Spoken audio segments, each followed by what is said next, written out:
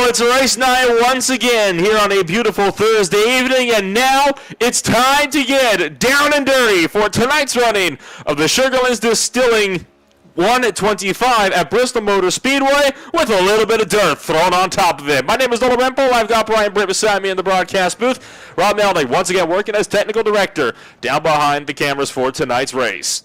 So we get set for more ISCA ButtKicker Cup Series racing action, and Brian, dirt racing is got to be one of the most. It's got to be one of the biggest wild card races we've got on the season. And it used to be super speedways. Some said it was road courses. Well, not anymore. Dirt is the new name of the game. Yeah, it definitely is. And what we're seeing right now, a lot of guys actually struggling in qualifying here. That's one thing that I think we're seeing already here is, this track is going to be ever-changing throughout this night. It's going to be wild to see how it progresses. I mean, usually you see these next-gen cars suffer from tire wear. I think we're going to be suffering from track wear here tonight, Nolan. And, of course, a lot of drivers opting to kind of sit this one out. It is only expected to be a 13-car field tonight. And that is really of no surprise to me. Dirt racing, it's not necessarily everybody's thing, but I know that there are even dirt racers that don't like to run these next-gen cars here. Because let's be honest, if there's ever a car that was not designed to race at the Bristol dirt track, it is these next-gen stock cars. 410 sprint cars, absolutely. Super late models, wouldn't be a dirt race without them. But cup cars, not typically something you see hit into the dirt track. And in fact, before we brought back dirt racing, we hadn't actually seen a dirt race, I believe, all the way back since the 60s. Yeah, for sure, especially with the this cup car. But I will tell you, I like the trucks, at the dirt. That's actually a pretty good race. I'm curious to see if this is going to look anything like that. I mean, we're seeing a lot of guys really just struggling with this. And I do think you're right. I think this next gen just does not play well in the dirt. I mean, it seems like it's more built for the road courses, in my opinion, Nolan. And of course, that means we are in for what could be a very, very wild race tonight. We're expecting a few cautions at the very least over the course of the night. It's only 125 laps, but those 125 laps can fly by quickly. And that means it won't be very long before drivers really, really start to up the ante with each other in these individual battles. Stages, some of the shortest we've got on the season, only 25 laps apiece.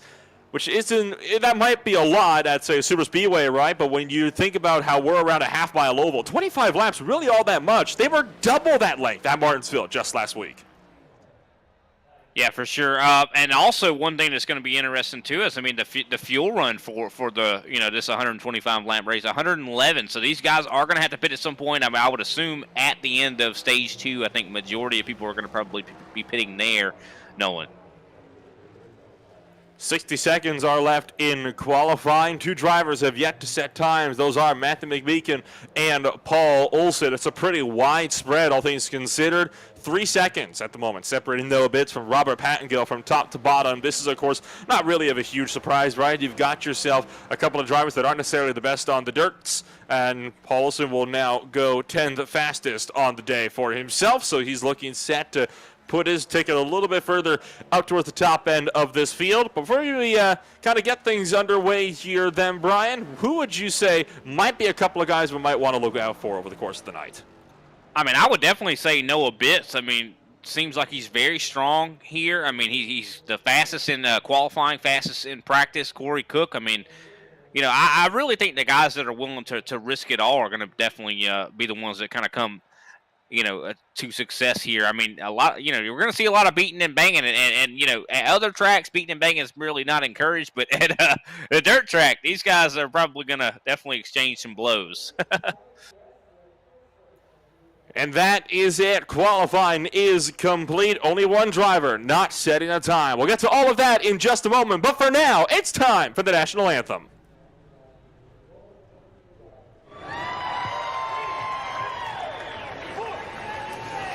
Oh, say, can you see by the dawn's early light what so proudly we hailed at the twilight's last gleaming, whose broad stripes and bright stars through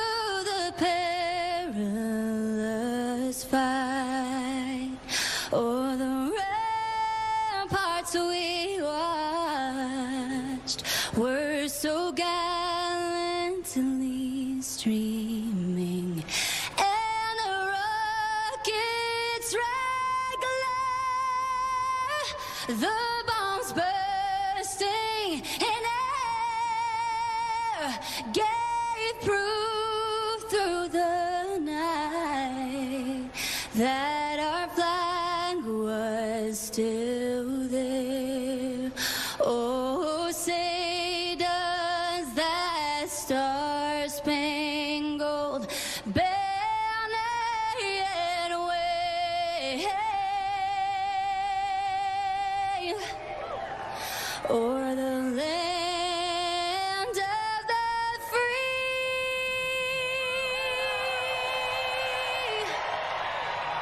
and the home of the brave.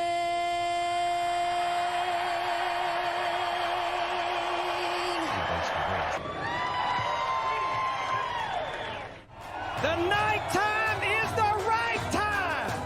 Remember what I told all my drivers? Reach up there and pull those belts tight one more time. Drivers, start your engines. So starting on pole position for us then here tonight from the Bristol Motor Speedway in Tennessee, we've got Noah Bitts with Corey Cook beside him on the front row. Randy Drumhiller is down in third place with Matt DeCiani beside him in fourth on row number 2. Row 3 rounds out Andrew Grisbaum and Kenny Powell here, Brian. Al Kozlowski going to be starting in 7th place. 8th place going to be Mark Sanchez. 9th place, Wayne Grossi. 10th place, Paul Olson. 11th place, Greg Wachynski. 12th place, Robert Pattengale. And rounding out our 13-car field tonight, Nolan Matthew McMeekin. So 13 drivers all getting set to go racing for 125 laps around the Bristol dirt track, and it should be a very fun 125 laps as well. Slipping and sliding. Obviously, stories coming into today will be not so much racing each other, but more the track. Outside lane, right up by the wall or as close as you dare, where you're going to want to be. If anything I've seen so far this week is anything to go by here, Brian, if you want to hold that momentum off of the corners. Yeah, when we say these guys are going to be playing in the dirt, they're not going to be out here building sandcastles, that's for sure, Nolan. It's going to be difficult. These guys are going to have to really, run in the bottom or the top. I mean, the lanes are going to change constantly throughout this race. I mean, you're going to see the cushion up at the top. You're going to see, some slick get down there, too. I mean, I think we talked about it before the broadcast. I mean, these guys, if you run the bottom, I think you're going to be more oversteering. On the top, probably more understeering. Wouldn't you say, Nolan?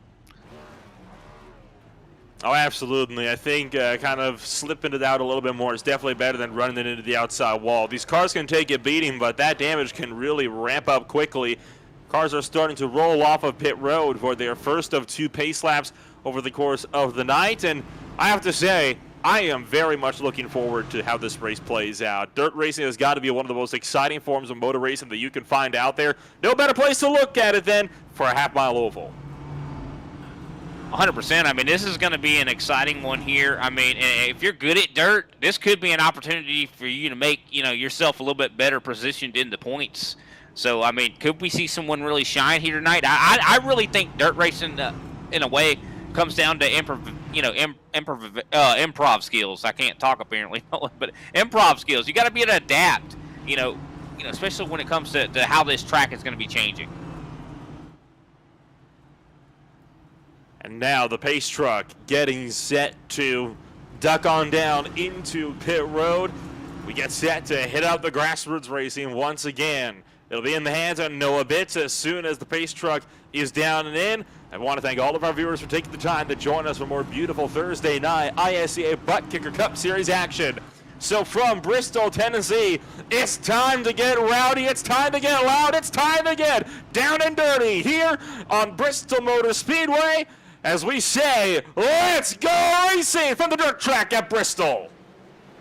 The green flag out in the air, and already these guys going sideways. Man, these guys definitely already trying to work here, but some guys not having the best start. The top 2 break away well. Randy Drumhiller just cleared DeCiani for 3rd, and now the number 1 car almost about to lose a spot to the likes of Andrew Grisbaum in the Purina Mustang for 4th, and Kenny Powell looking like he wants to threaten for the 5th position as well. So the fight is on for the first spot outside of the podium positions. DeCiani trying to close up, but Grisbaum going to pull clear, and that number 1 car starting to fall back in a hurry. Oh, no! Number 1 car going around. Does he get Caution going to come out for that one, I do believe. Yellow flag is out, and that was a great job from DeCiani to keep that thing out of the inside wall. Kept that car from getting torn up early on. And that's the hard thing about it. I mean, you know, Kenny was coming up on him. I mean, Kenny tried to go underneath, but DeCiani, you know, got loose. He had to chase it down the track. Almost listen to this a little bit of both, to be honest. A little bit of coming up, a little bit of coming down off the wall. Yeah, I think, yeah, they definitely came together there. I mean, that's one thing about dirt. It's so hard to control where your car's going. I mean, you almost, I think at dirt, you know, in dirt, really you characterize it as you are just guiding it. You're not controlling it. That's for sure, Nolan.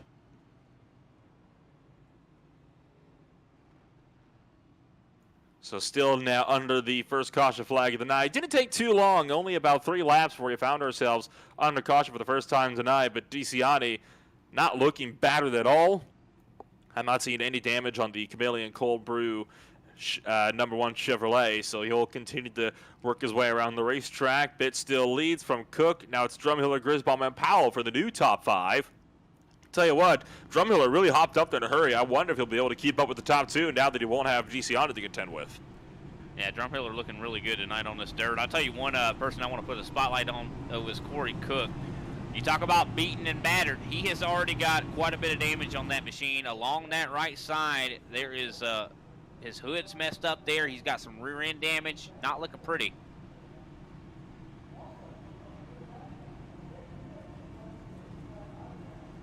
I believe it'll be 2 laps to green this time by. DeCiani has entered pit road, likely just to kind of assess damages and see how things are going to kind of shake up for himself. So we'll continue to observe Noah Bitts as he cycles his way around the racetrack for what could be a potentially thrilling restart here. We're going to be, I believe, going green flag racing just shy of lap number 9. So there won't be too much time left in the stage, about 16 laps. That's only about 5 minutes, if that, of racing. For sure. And one thing about this track, too, I mean, we talked about the track really wearing.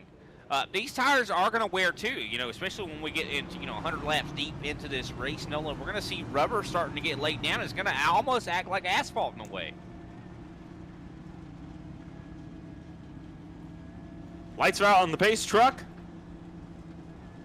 And we'll see if these guys can make it a little bit further this time around before we find ourselves under caution again. We know we're expecting at least 2 more for the 2 stage yellows at 25 and 50.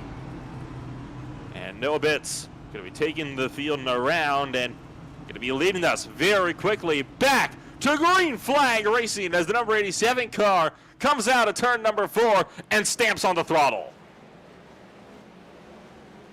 Yeah, not the best start there for Noah Bitts, but it looks like he's well positioned here into the corner. Corey Cook is hanging on his right rear there. Randy Drumhiller getting a good start, securing 3rd right now. Andrew Grisbaum going to try to get up there to him. Bitts is cleared for the race lead, and they're still battling now behind them. I know Wayne Grossi just got around now Kozlowski, who lost 2 spots on just that last lap, and now Grossi pushing way up the hill, trying to chase Mark Sanchez, but he found himself getting all out of shape. The whole field, though, now single file, and it looks like we might be able to make it just a little bit further this second attempt here on a green flag run. The field now truly separated. There is nobody that's within a couple of car lengths of each other. And that's one of the dangerous things, Nolan, about whenever these guys are all up on top of one another. Hitting the brakes at a dirt track does not usually work out well.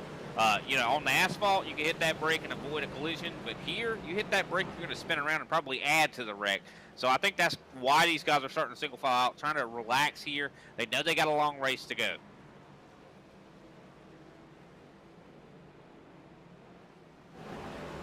Change in position here. We see Andrew Grisbaum trying to get around Corey Cook, ripping it right around the top. That was beautiful, Nolan. Outside lane, that's where you want to be in order to kind of pick up the momentum for these little passes here. But you can already start to see a lot of the loose dirt getting kicked up towards the outside wall. That is that very dark brown cushion. Very, very difficult if you want to get up there. It's so easy to understeer into the wall as a result. You have to be so careful. But you can already see Grisbaum not showing any fear, ripping it right up by the outside wall. I think he's trying to kind of clear some of that dirt away to open up a second line of running, because obviously it's not going to help you just running along the bottom. You got to have a second lane to open at a dirt track if you want to make moves. And he is looking all kinds of fast right now. I do believe he's probably got, he's figured something out. Corey Cook starting to rebound, though, catching right up to him. That's one bad thing about it. You know, at a dirt track, that guy right behind you, he's going to start doing what you're doing. You know, he's going to try to learn from you and see if he can get something going. There goes the 17er, Robert Pattingale. He hits the inside wall. I think he's going to keep going, though. And you've also got DeCiani working his way up through the field. He just got by the likes of Al Kozlowski. You see the number 1 car pulling the outside lane. The Speedway Angels 88 trying to kind of keep at bay, and now they're both going to catch up to Robert Pattingale slow on the bottom. That's going to let DeCiani go through as Kozlowski got all sorts of jacked up. The 88 car now going to be clear on the outside lane. So DeCiani is now up into the 8th position, and that's going to move the lap car Robert Pattingale down just a little bit further down the running order, and Al Kozlowski loses about half a second as a result.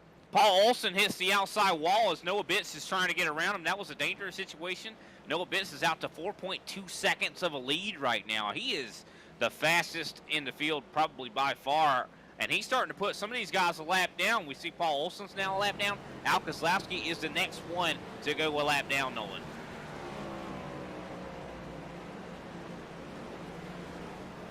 And wow. It's going to go through, and that already puts, what, like a third of the field now a lap down? Just insane pace here for Noah Bitts, who is not showing any sign of slowing down. He's already 6 seconds clear of Randy Drumhiller. That is about half a lap, just about. And, you know, the thing is, I mean, we have, you know, soon to be, now 6 laps to go in this stage. You know, these guys are going to happy to see that caution come out to maybe give them another chance here. Maybe they learn something. Because, I mean, Noah Bitts is really showing that he's a class in the field. But the thing is, this track is ever changing. I mean, this is going to, is his car going to handle when it's all slicked up, Nolan? That's my question. Under 5 laps left to go as Bitts gets by the 8th place driver right up in front of him.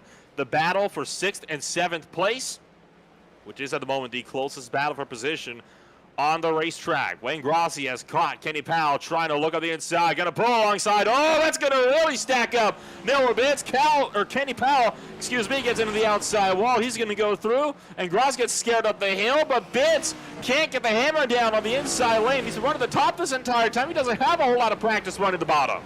And also that bottom's getting slick. You can see the black stuff down there starting to get slick as he's trying to put these guys a lap down. He's already put half the field, more than half the field now, working on Wayne Grossi. This is just an insane performance we're seeing right now from Noah Bitts. This is going to hurt those guys that go a lap down. They're not going to be able to pit if they want to get that lap back. But I don't know, maybe some guys might not have pit after this stage. I mean, I think that the real need to pit is going to come at the end of that second stage. So you can make it to the end on fuel.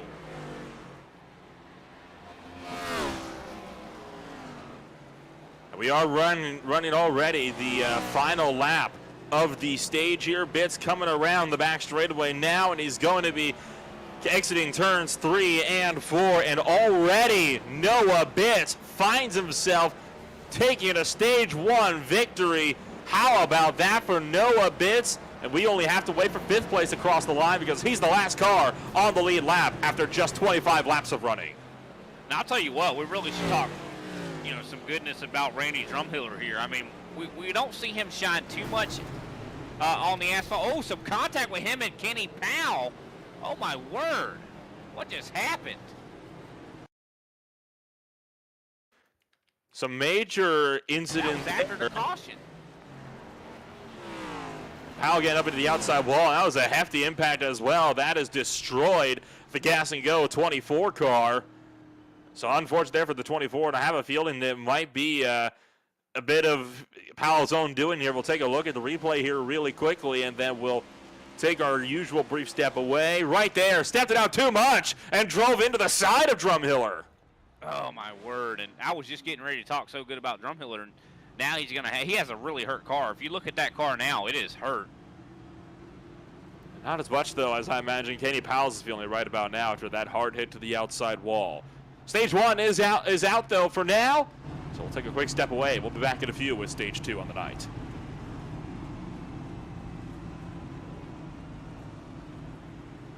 ButtKicker. Feel what you've been missing.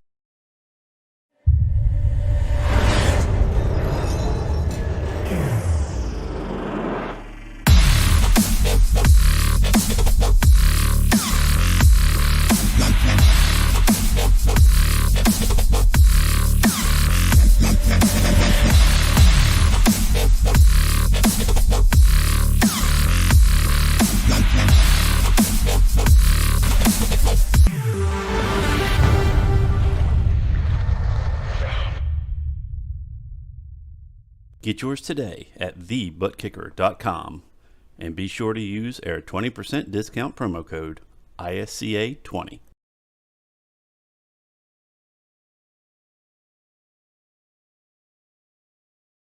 Still under the caution flag, and now we're up to 6 cars on the lead lap. Noah Bitts, Randy Drumhiller, Corey Cook, Andrew Grisbaum, Mark Sanchez, and Wayne Grossi are the 6. But I have to be honest here, Brian, considering we're already in a 13-car field down to 6 on the lead lap, and one of those was with a lucky dog, I'm not very confident we're going to have more than 1 car on the lead lap by the end of this race. I mean, it could definitely be a distinct possibility. I mean, Noah Bitts has been the fastest. But, I mean, like I said, I'd like to reiterate, this track is going to continuously change. Is his car going to work still? And also, in this second, the second stage end, majority of these guys are going to end up going down pit road. So, I mean, could some guys maybe try to risk it to get that lap back, stay out if another caution comes out? I mean, it could be a possibility. A very big possibility at that. I think a lot of the guys that are lapped down, the likes of DeCiani, Kozlowski, Powell, and more, just going to be thinking, can we get another caution without me being in the caution? Exactly.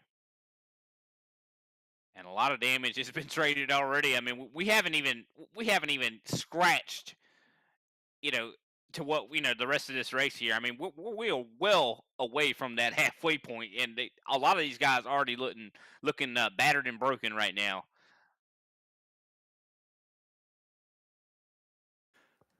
And now you can see the pace car lights are out. Noah Bitts, Randy Drumhiller, both going to be looking to battle it out with each other as we get set to take to the green flag. Bitts on the loud pedal, and we're back on our way for stage 2. Cook really gets all out of shape as he's trying to get the hammer down, but he's going to clear for second place already down into turns 1 and 2. And look out behind as Andrew Grisbaum puts all the pressure to Randy Drumhiller. Yeah, Grisbaum knows you have to pass early here. You got to get after it. And running that bottom, though, I don't know if he's going to be able to get the momentum. That top side has been doing so well. You see he gets really loose. Just not able to drive it up there. Also see Greg Wachinski. He's moved up. Actually, no, he is a lap down trying to race with Wayne Grossi, who is on the lead lap. So Wachinski trying to make his way to maybe unlap himself the hard way, but I just don't see how that's even possible when Noah Bitts is in the equation. It's already out to 1.7 seconds of a lead. I mean, this guy is a rocket ship out here. And he's not the only one. I mean, Noah Bitts might be getting away, but Corey Cook is also breaking away for that second position as well. And really the top 3, none of them separated by within a second of each other, which is really impressive when you kind of think about it, about at a half-mile short track, about just how tight it has been so far. I know that you've also got Al Kozlowski trying to run down Matt DeCiani for 7th place. And this is Greg Wachinski and Kenny Powell battling it out also. It's worth noting that this fight between the 88 and the 1 is for the lucky dog spot. So another caution comes out, and there will be at least one more. This is a fight to see which one of those drivers will be the first to get back on the lead lap. Looks like Matt DeCiani definitely has the pace to do it. I mean, looks like he is pulling away from Al Kozlowski a little bit here now. About 7/10 separate them. It's got to feel good to be on the lead lap right now, considering just how fast Noah Bitts has been. He's out to 3 seconds now. Wachinski and Kenny Powell are still dueling a little bit back here. Even though they are not on the lead lap, they still are racing for position. You see Greg Wachinski's trying to get as much of a run as he can to get up here to Kenny. And even without that front bumper, apparently that does not hurt you on the dirt.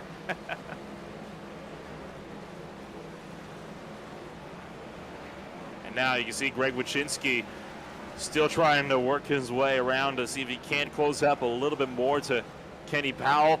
Already, we are over halfway through stage number 2, and there is only going to be, Wachinski nails the outside wall there. Got a bit crossed out, but just overcorrected down the back straightaway, but it looks like that's all sorted now.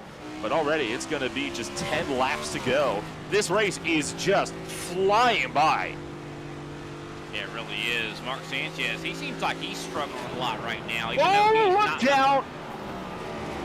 Bits into the outside wall hard, trying to get around Wachinski. Oh, he's going to run Wachinski up the track and into the wall.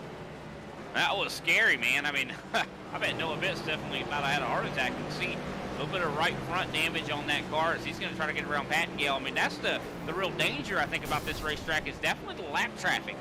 As Bitts has to try to, I mean, you know, his car might be doing very well on the top, but, you know, trying to go down on the bottom just does not seem like it's working well for him. As he's catching up now to Kenny Powell to put him 2 laps down. Man, this guy is literally lapping everybody twice almost now. Well, it's Grassi and Sanchez. Well, they were in a battle. That just split apart to about a couple of tenths because Noah Bitts just cycled his way on through. You can also see Olsen getting up close and personal there with Robert Pattingale putting the 17 up to the wall and now trying to catch up to Wachinski for the final points pin position for the stage. Noah Bitts now has put down Al Kozlowski, Mark Sanchez. Wachinski into the wall on the inside. Gonna reverse it up. Oh no, that could be a caution there. It will not. No yellow flags where Wachinski is apparently far enough down off the racing surface. I could have swore that was going to be a caution, just struggling. And the last couple weeks, Greg Wachinski's been struggling. It's not just his dirt track. I mean, we've seen him, you know, especially on last Thursday night's race. I mean, definitely was struggling quite a bit. And you hate to see it.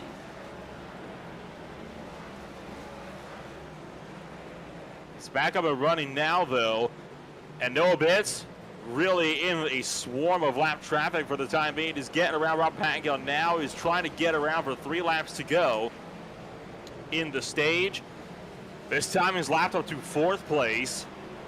Andrew Grisbaum, the next driver in line that he has yet to put down off of the lead lap, but not going to happen on stage number 2. It looks like he's still being caught up by DeCiani. You saw him as well pass up the likes of Olsen as we're going to hit 2 to go in stage 2.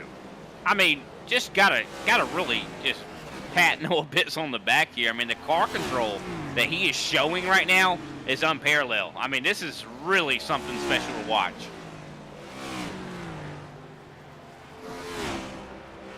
I mean, he is able to go anywhere on this racetrack and pass these guys like, you know, they're standing still.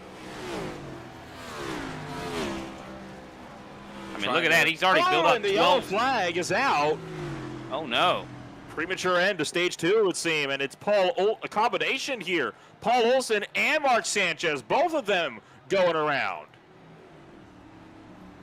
Yeah, I see Paul Olsen going around here.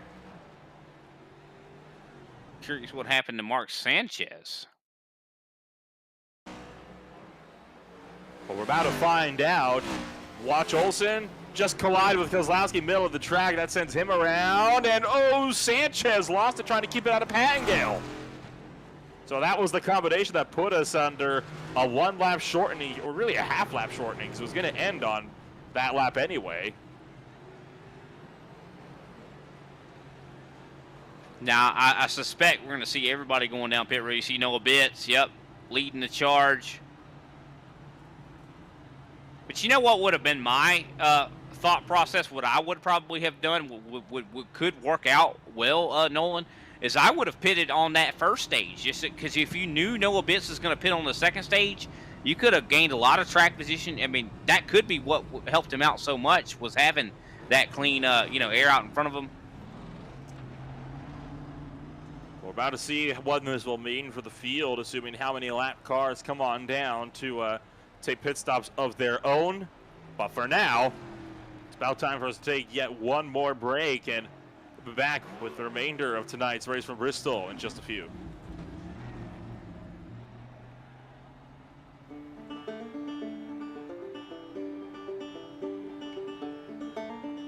Getting into this particular business, it was very important for us to make sure that we were putting out the most authentic product.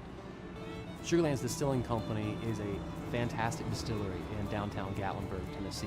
Our goal is to spread across the country. We would love your help in doing that.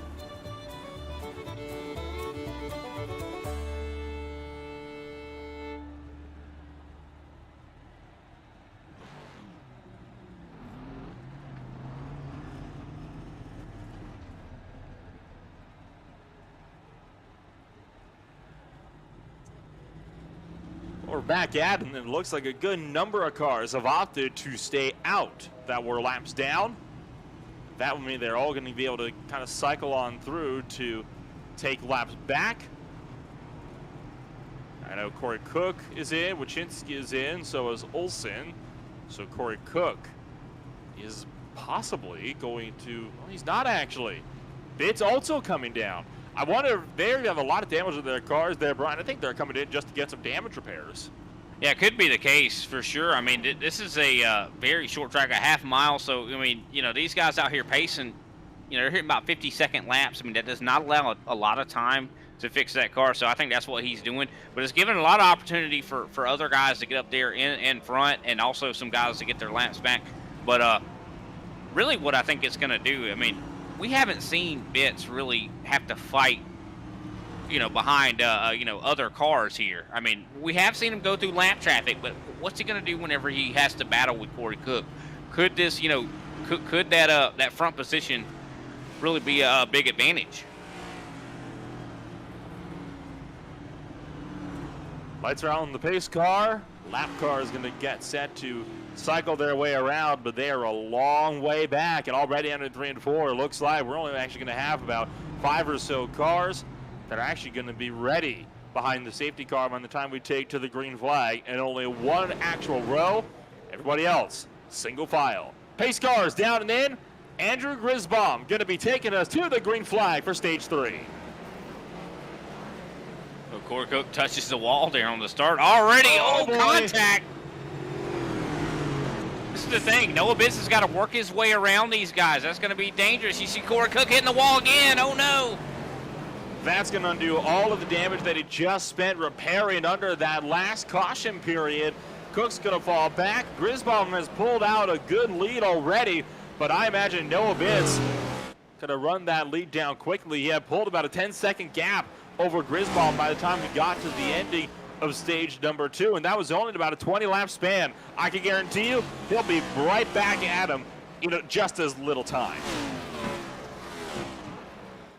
Definitely. I mean, Noah Bitts, it's one thing to catch, someone, and another thing completely to pass. I mean, it's going to be difficult as Corey Cook still struggling, keeps hitting that wall. Oh, no, Andrew Grisbaum gets into the outside wall. Caution's back out, Nolan. Matt DeCiani, I do believe. Yeah, I think this is going to be a case of him just looping it all by himself with the number 1 car to bring us under caution flag number 4 of the night. Gonna take a look at it here. Gets on the slick stuff right in the middle of the corner. Oh, I think he dipped one wheel right. He was perfectly fine when he had all 4 wheels on the slick stuff, right? But as soon as he dipped one wheel into the firmer racing groove, where there is a little bit more grip, the whole back end just slipped around on him. Yeah, this dirt track is so temperamental. You got to be really careful, and this is going to be an opportunity for some guys to maybe get a lap back, maybe someone at least get the lucky dog here.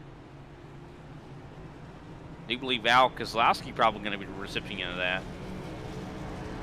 Yeah, there he goes, trying to get around the field here. So that's going to put 6 on the lean lap. The more cautions we have, the better it is going to be for the rest of these guys. Of course, I'm sure Andrew Grisbaum and Noah Bitts probably don't want to see any more cautions, but it could be an opportunity for them to get some more damage repaired, though, Nolan.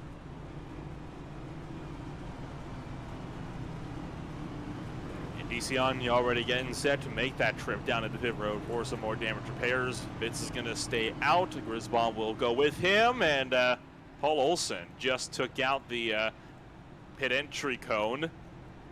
And I wonder if that could mean trouble for Olson, a potential black flag. We'll have to wait and see, as he has to readjust several times while in pit road. But meanwhile, Grisbaum got himself out to a pretty solid lead there, but admittedly wasn't without help. Bitts had been checked up a little bit, having to battle with Corey Cook before Cook put himself into the ball and took himself out of the battle. You wonder what it'll be like now that Bitts can focus purely on the Purina Mustang, no pun intended. I'll tell you what, Nolan, I feel like the most, hurt, party on iRacing has got to be the cones. I feel like the cones get so much hate. You know what I mean? I think, more cones get hit than drivers out here.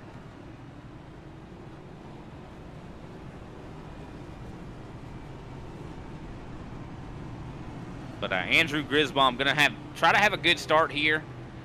Noah Bitts going to really try to, I don't know, maybe try to predict what Andrew Grisbaum has for him. But, I think Bitts' just overall pace is going to be, the deciding factor here tonight. But still, anything can happen. This is dirt racing.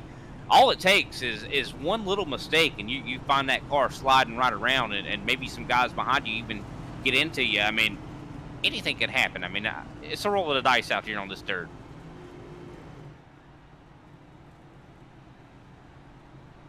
Lights are out. And looks like some drivers are getting set to, some are doubling it up. I'm noticing Bitts staying single file. Now he's going to go to the outside line. I was a bit confused for a moment as to what Bitts was intending, but now we're going to see what he can do as he tries to battle back and get his race lead stolen back from Andrew Grisbaum, who has so far led a couple of laps in this race. And we are going to be halfway this time by as well. 63 down, maybe 62 to go when we take to the green flag. Pace truck is in, waiting now on Andrew Grisbaum. Bitts, oh my gosh, it's a bit of a stop-start for all three drivers there. Almost ran over each other. You got Bitts up top trying to clear. Now he's in the outside wall. Slides it out and clips it again as they enter turn 3. Corey Cook becoming a factor here. He's coming up quick. Oh, getting underneath even Andrew Grisbaum. Oh, and that did not last long. Corey Cook got all sorts of out of shape. You saw him having to wrestle that car back and forth down the front stretch. But Bitts has cleared for the lead from Grisbaum, leaving Cook in the battle for third. Wayne Grossi also right there behind Cook. If Cook makes a mistake here, we could see Wayne Grossi make something happen here. He's up to 4th right now.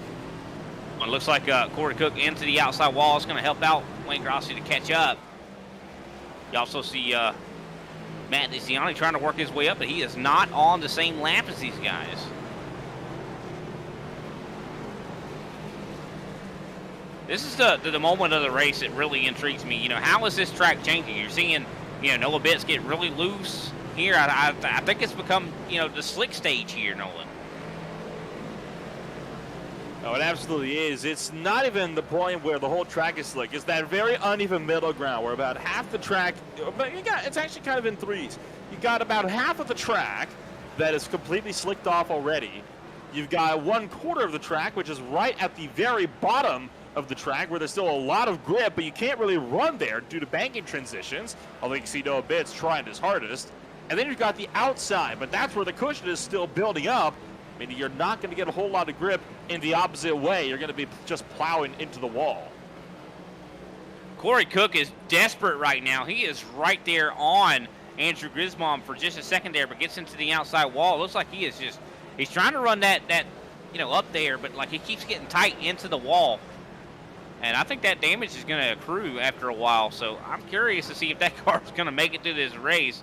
Also want to highlight that Randy Drumhiller, did such a great job in Stage 2, finished second in Stage 2.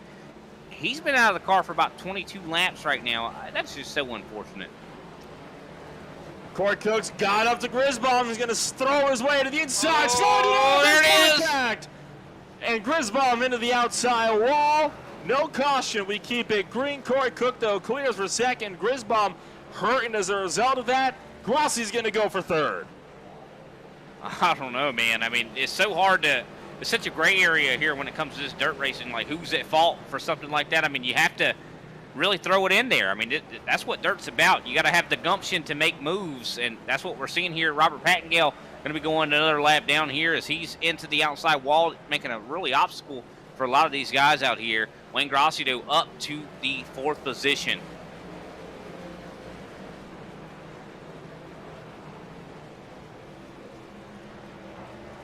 Mark Sanchez not too far back here as he's trying to catch up here to Matt DeCiani and hopefully get by them easier than those other guys did.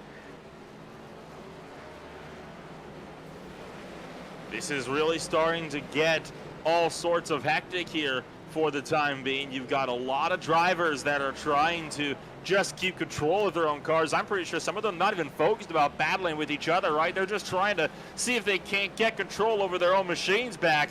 But it's not very easy. I mean, these cars, we talked about it before, not built to be racing on hard, slick dirt surfaces like this one. Caution goes Yells around. out. And it's 2 cars. Again, Kozlowski and Powell this time. Both going around in turn number 3. Turns 3 and 4. Oh, boy. That does not look pretty at first glance. We'll take a look at the replay here. Kozlowski's going to throw this one in. And, oh, he comes up a bit. Powell comes down a good bit as well, though. Oh, Pat go lucky to get around that. Yeah, I mean, I feel like Al had no hope of making that corner without coming up, though. I almost, I mean, look at that. I mean, he was coming into that corner way too narrow to be able to make it underneath Kenny without hitting him there.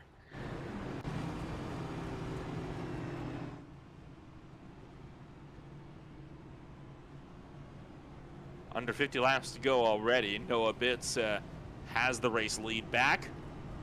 And I believe it's DeCiani this time by to get the lucky dog free pass. So we're up to 6 cars now on the lead lap. We talk about some of the races coming on up. I think this is going to be one of the biggest wild card races on the season. But then, of course, you get to the second biggest wild card track of the season, Talladega, just next week. oh boy. Yeah. Well, what makes this really interesting, though, too, tonight is, most tracks you can change tires to handle, handling issues, but you can't just change the track here, Nolan. I mean, that's not something, you don't have a track change. You could just, I'm going to press that, I mean, they have to deal with how this track is wearing right now. And Talladega definitely going to be a wild card. I think for different reasons. I think this takes a lot more, skill. I mean, of course, it does take a lot of skill to be good at those plate tracks, but I don't know. I'm curious to see what Talladega does look like. I mean, I think that's going to be an interesting race for sure, to see who's going to come out of that and be lucky enough to probably survive it.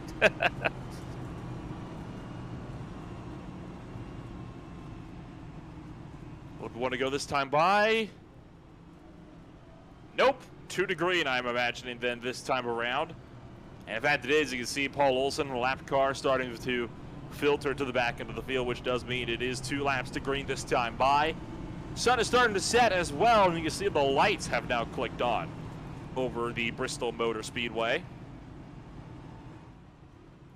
So we are, of course, racing further and further into the evening. Noah Bitts taking the high lane, and I have to say, not terribly surprised with this one here, Brian, because he's been very, very good on that outside line all day long, and he's going to get set to continue to be good on that top lane as we get set to go racing once again. Yeah, one thing about it, though, the more they run that top line, the more that cushion is going to go away. I mean, it's going to get to where it's just at the wall, and you know, some guys might actually do better to run the bottom. You know, we could see that bottom lane start to come in a little bit too. I mean, this whole track's going to get to where it's going to be very, very, very difficult to drive on. And if you can run that bottom, the shortcut around the racetrack, it's going to become, I think, the dominant lane. But for right now, that cushion is still up there. You can see it right now on your screen.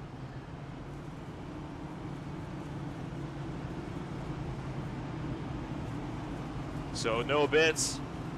Going to be taking us around through turn number 4.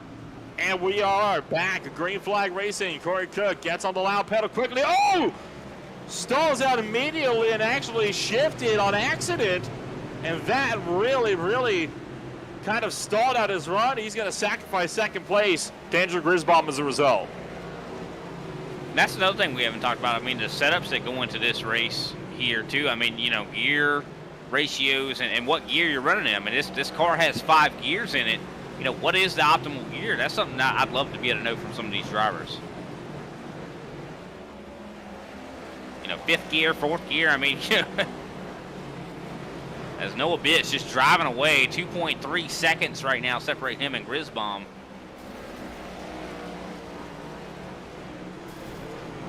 And that is only going to continue to grow as Corey Cook trying to get around the likes of Grisbomb, but there's just nothing he can do at the moment. That was slick, that bottom lane is, get here though. Grisbomb gets out of shape, comes back up. Corey Cook's gonna survive it. Now Grisbomb's gotta try to pull the slider. Gonna fend off Cook for now, but Cook immediately cuts back down to the low side. Trying to get around the 78 car. He's gonna try to slide up, but he can't get there. Grisbomb's got the momentum on the high side. And you know what's interesting about this dirt racing here too is, like, you know, a lot of the guys, you think that they're going to be like on the gas fully on the straightaways, but in dirt racing you do not want to do that. So these guys are having to really, you know, when we say treat, you know, your gas pedal like you got an egg underneath it, you really truly mean it here at this track. You really have to be so gentle with that. And you can see that with Corey Cook trying to take him on the inside. You know, getting to that gas a little too soon can cause you to have some conditions as he gets into the outside wall. Oh, that's going to slow him down a ton. Andrew Grisbomb going to have a pretty good lead on him now. That's one really bad thing when it comes to dirt track racing like this, right? It really doesn't help. When you get into the outside wall, you're essentially riding that wall all the way around the entirety of this racetrack, because obviously, you know, in order to turn, you need to kick that back end out. When you're right up against the wall like that, you kick the back end out, it's immediately going to connect with the wall and shove the front end right back in, so there's no point in even trying to get off the wall unless you want to brake by 50 miles an hour. And still, I mean, even though we saw a caution there, Noah Bitts still going to be probably putting some more guys a lap down. I mean, he's not that far away from Matt DeCiani, as DeCiani right now fighting with Al Kozlowski. Even though Al Kozlowski is a lap down here, they're slowing each other down to where it could be quite the obstacle whenever, you know, Noah Bitts does eventually catch these guys. But, I mean, man, Bitts has just been the class of the field tonight. I mean, nothing but good things to be said about his performance here tonight. Cook's got up to Grisbomb. He goes to the inside line. They're both catching Gale, though, at a very quick pace. So Corey Cook's got to finish this fight fast. Goes to the inside. And this time, Grisbomb is forced to yield and following through. So Corey Cook is back to second. Grisbomb, though, going to try to charge after, but it looks like it might not happen. Oh, no! Corey Cook hits the outside wall quite a bit. Grisbomb actually does make that pass. Man, I mean, Corey had that position almost sewn up. I don't think we've seen the end of this battle here for second. Not if Corey Cook's got anything to say about it. Back down onto the slick stuff. Oh, that's going to step him out. Wayne Grossi loses it. That's yellow. Caution flag is out once again. Wayne Grossi taking the slide, putting us under caution flag number 6 this is now on the night. Going to take a look at this one here. This was coming around to the back straightaway.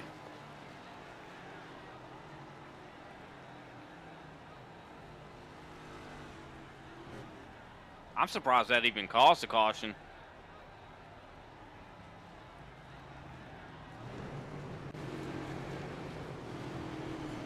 So now that we're under the caution flag once again, there is unfortunate news coming in for Wayne Grossi. He has been given an unsafe pit entry / exit penalty, and that is because he passed up the yellow cone when he spun out, Brian, then dipped right back out of pit road anyway. Yeah, that commitment cone, that'll get you every time. I mean, and that's such a big thing. I mean, 40-second hold, I do believe, right? Whereas that actually might be a pass-through to where, we know, under green. And that would be huge. I mean, he was doing good. You know, Wayne Grossi all night long has been doing really well. You know, has been running it up in the top 6, top 5. And, you know, a pass-through under green would be, that would kill his race right now. Would give a lot of opportunity to guys like Al Kozlowski. Al Kozlowski probably going to get a wave around here because of that. Indeed he will. So, we are now going to be finding ourselves with very little time left to go. It'll be 30 laps-ish when we take the green flag. So we're going to take a quick step away, and we'll be back with the final 30 or so laps in just a few moments.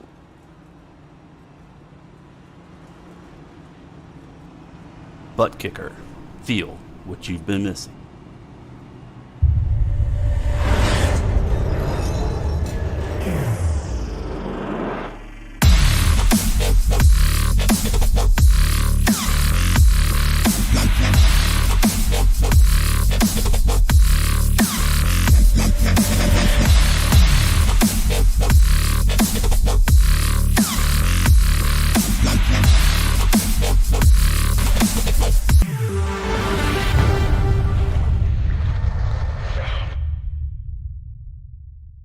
Get yours today at TheButtKicker.com and be sure to use our 20% discount promo code ISCA20.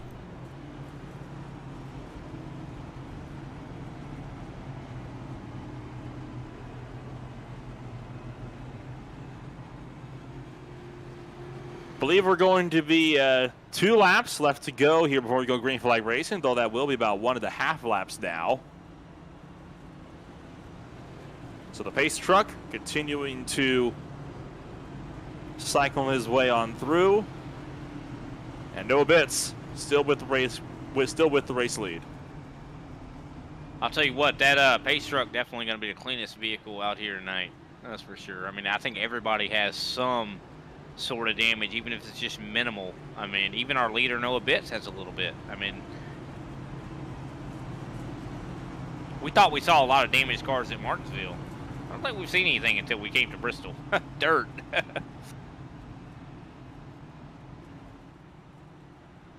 So Noah Bitts going to be taking us back around through turns 3 and 4. That slick lane really has brought it up big time, so who knows?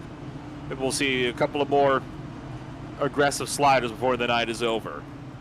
That 87 car, hammer down, and lucky that Griswold didn't anticipate because he pushed right into the high side. Oh, Griswold gets into the wall, slides down, but manages to just keep it out of the inside wall. Yeah, that was scary right there. Matt DeCiani up into the top 3 now from that mistake there from Griswold. You saw Greg Wachinski was actually coming off pit road right there. That could have been a deadly scenario.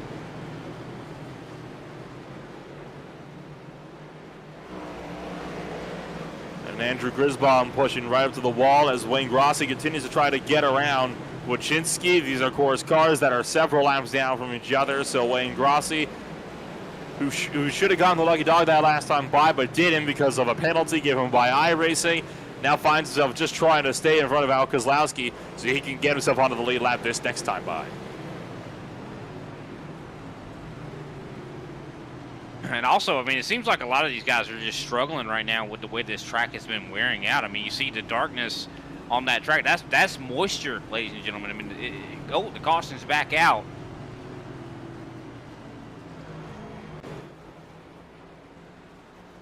Caution flag is out once again, and given about how far back Wachinski was, I'm expecting we're going to see him being at the center cause of this latest incident. Just gets loose, clips the cone and the barrels, and that's what sent him around.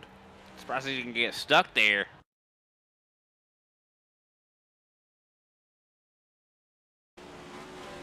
I mean, this is a hard thing for a lot of guys. I mean, these guys are used to running on asphalt week in and week out.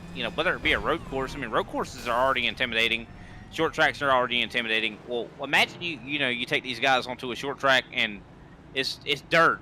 They covered it in dirt, and you got to race around this place. I mean, it's not easy. I mean, these cars, like, reiterated that time and time again, how these cars are not built to run this kind of a track, and these drivers maybe not built to run this kind of a track.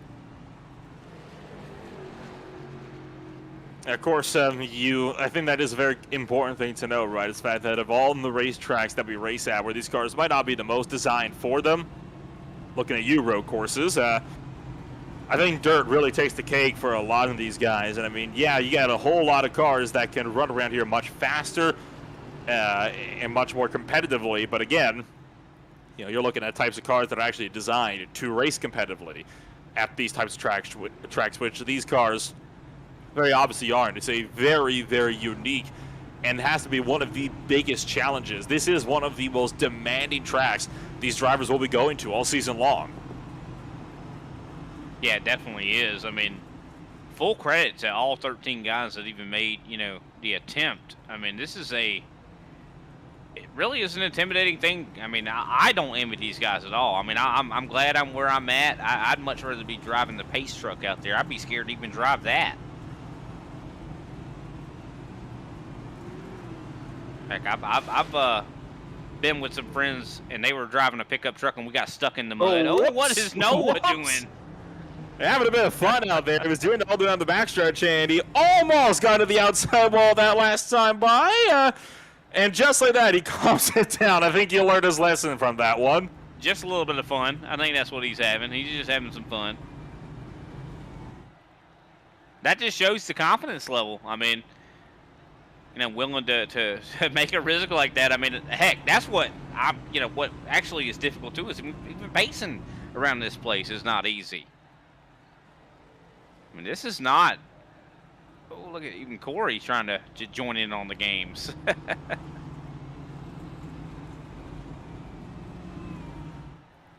And will it be lights out? And yes, it is. 20 laps will be the number to go when we take the green flag once again.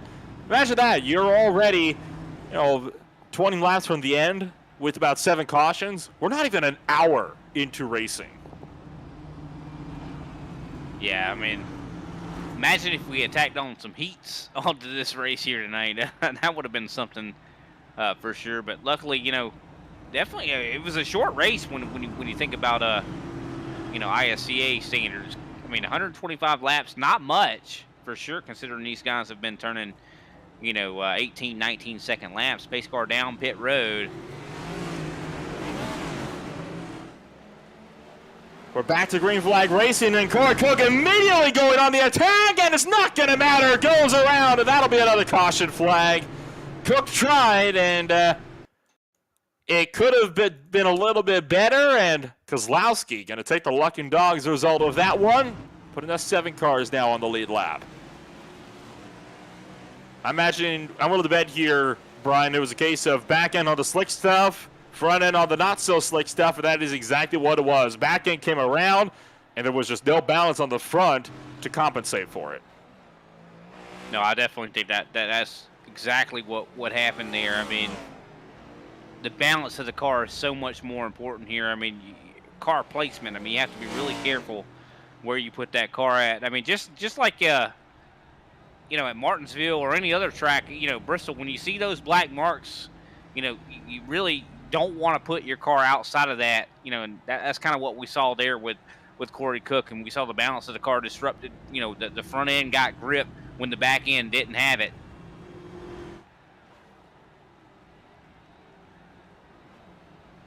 That's going to be another caution on the night. And Corey Cook is stuck, or at least I think he's stuck. He's just waiting around for the field, it would appear. He's stopping here. He's rolling now, but I think he had to just wait. Oh, the pace truck got up before he could probably get rolling again. No. So he's got to wait for it now. He should be able to get the wave around here still, though. But yeah, he will. Back of the lead pack. And I think that's what he was concerned about, because he's going to have to put himself behind several cars that are laps down instead of being able to fight right away with guys that are actually on his lap.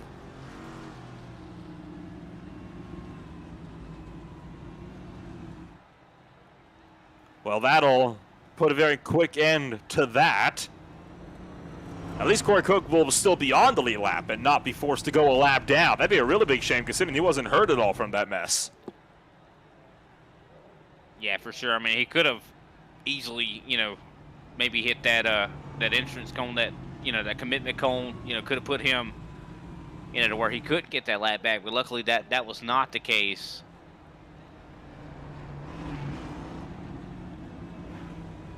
I'm curious though. I mean, these guys have got to be getting frustrated. Got to have the tension level starting to rise here, Nolan. I mean, seeing Noah Bitts, the way he's been just taking care of business out here. I mean, what is your answer to that? I don't really have one, to be quite frank. I mean, this has just been such a hectic race. It's been such a wild race, and there's still so much that could go wrong for a lot of these drivers in such a short period of time. I mean, Corey Cook just demonstrated that perfectly. I mean, he was right there in second place. That's going to give Matt Distilling that second place position. I mean, he's got a mountain to climb here. Corey Cook does, but I mean, just with that, we could see Noah Bitts make a mistake here. All it takes is one mistake. That's all it takes, and you're sent around and back to the back of this pack. I mean, I don't know. I mean, I think it takes seat time when it comes to this dirt racing. I think, that's what Noah Bitts is, I think he probably put a lot of time in to figure out how the track acts as it wears. I mean, that's all you can really do. I mean, you have to put that seat time in to get prepared for something like this. And Corey Cook gets a very, very early launch. Now, of course, he was supposed to get the wave around, but never received it. So he's gone, but only by a few car lengths. Yeah, that's something else there. I'm surprised he did not get the wave around there. He's going to be hoping for another caution.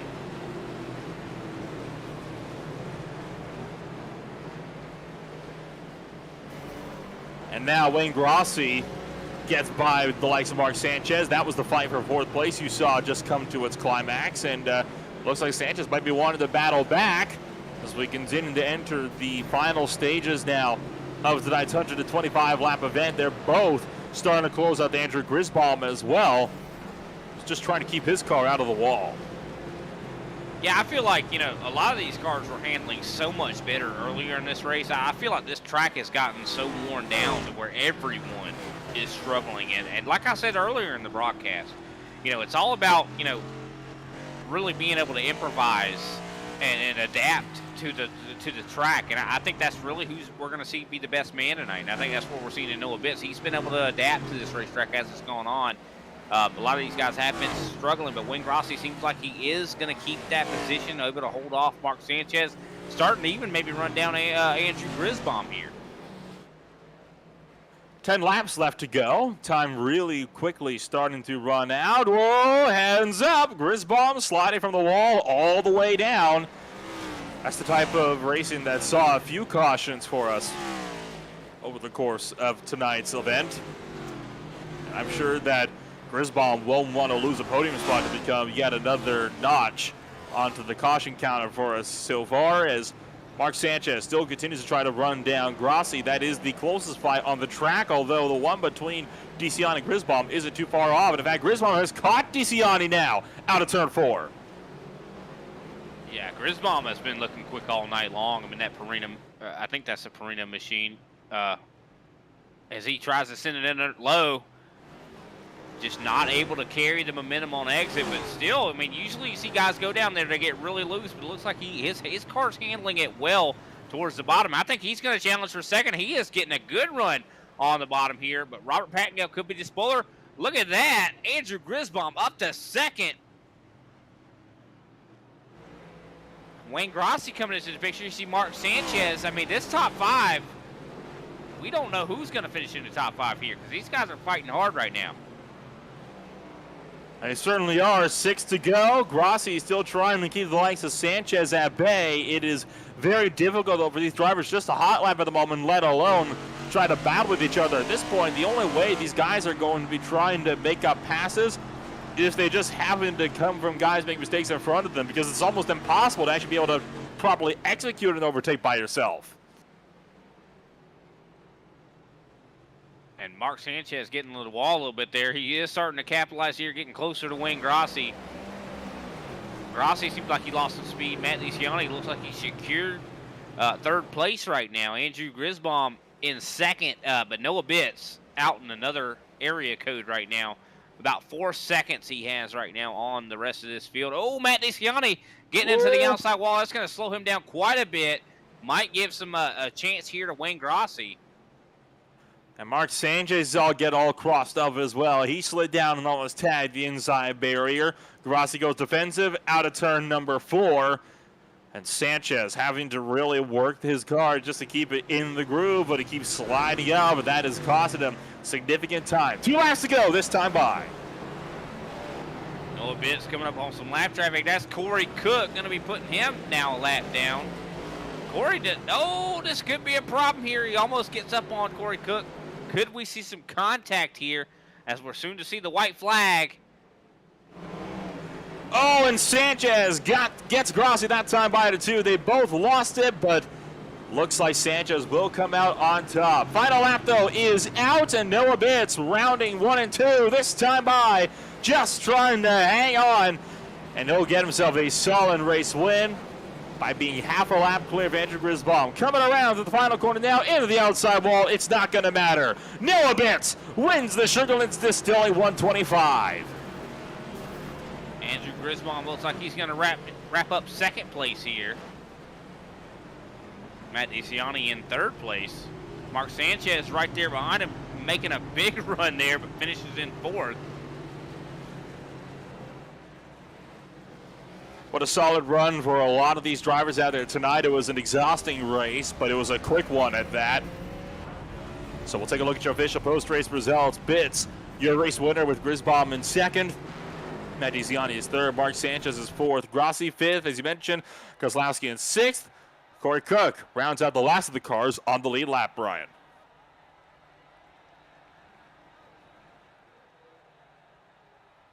Do apologize. Kenny Powell actually going to be finishing in 8th place. Paul Olson in 9th. Robert Pattengale in 10th. Greg Wachinski 11th place. Randy Drumhiller in 12th. Matthew McMeekin in 13th. I don't believe he turned too many laps here tonight, but still started the race. My goodness. What a race for us here tonight. I mean, that was just complete chaos from start to finish, but boy, it was a fun race as well, wasn't it? So let's talk to some of the drivers that were with us here tonight. We'll kick things off with your race winner, Noah Bitts, join us up in the broadcast booth. Noah, how was it out there being able to just run away like that with the lead? Yeah, it's fun being at Bristol Dirt, especially when the car handles good. You can put it pretty much anywhere you want it. Gotta have a consistent car, one that's predictable, and just keep it pinned. And what was it like? Because I know that while you didn't have to worry about drivers behind you so much, you did have to worry an awful lot about drivers in front of you with how quick they were catching some of the lap traffic. What was it like trying to dice your way through all of that? It wasn't, everyone held their line pretty good. Nobody was darting all over the place, so appreciate that from everybody. But, there wasn't too many people out here today. If I had about 20 other cars that I was trying to pass, it might have been a little bit of a different story. And what do you think it's going to be like for you when we get set to go racing in Alabama at the biggest, baddest track on the NASCAR circuit at Talladega in just 1 week? It is going to be a nice change, I think, switching it up. I know maybe some people are a little annoyed at the set of tracks we had the last couple weeks, but I always embrace a little bit of super speedway racing myself. Before I let you go then here, Noah, anybody do like to shout out for that number 87 car? Yeah, guys who put the time in, make this thing as comfortable as it was, fast as it was. I really appreciate it. And thanks to Bruzy for sponsoring the car and everyone else who put the race on today. Thanks. Well, Fingers crossed that you have some good luck over in Alabama just 1 week. Then, Noah, thanks for joining us out here tonight. Best of luck in just 1 week. And, well, with that, doesn't look like we've got our second place finisher for now. So, Brian, I'll pass you down to our third place finisher so far, Matt DeCiani. Matt DeCiani did a great job, man. You almost could have been the second place finisher here tonight. I mean, definitely a lot of luck went your way, and also the track, being able to adapt to how the track went. I mean, what were some of the challenges you had to face here tonight? Yeah, just being new on dirt. That's my third race I've ever ran on dirt, so just kind of figuring it out. I spun out, I don't know, once, twice, 3 times maybe. I don't know. It just, got lucky, and then just hung around, and it kind of worked out. Well, definitely did work out for you. I mean, you still fought hard, and probably looking forward to the next time you guys come to this dirt track for sure, considering, I mean, you might have learned something for sure. I mean, maybe this warmed you up to dirt. You might want to do more of it. Track, time going to be very important at a track like this. I mean, did you like what was the challenge like for when the track was changing as the race was going on? Yeah, when it got like rubbered up, so like when it got like super dark and slick, it just got really crazy, just like hanging on to the back end. You had to search for like fresh dirt, I guess the lightest colored dirt, so you just kind of had to find that and then feel it. That's the hardest part, is just feeling it in the wheel and stuff like that. But yeah, a lot of throttle control, just learning the whole time basically. Yeah, it's definitely the best way to tackle some dirt. I mean, that's one thing about it. Like I said earlier in the broadcast, you can't change you can change your tires, but you can't change the track. But you did a great job out there. Got third place. How you feeling about Talladega coming up in a week's time? Yeah, Talladega, I mean, anyone can win at Talladega. Just stay in it, don't get wrecked till the end, and probably have a good shot to win it. We definitely look forward to seeing you out there at Talladega. Who can we shout tonight? Yeah, thanks to you guys up in the broadcast booth. You guys do a great job every week. And then just thanks to EPI for the setups. Short and sweet and to the point. Appreciate your time, Matt DeCiani. Back to you, Nolan.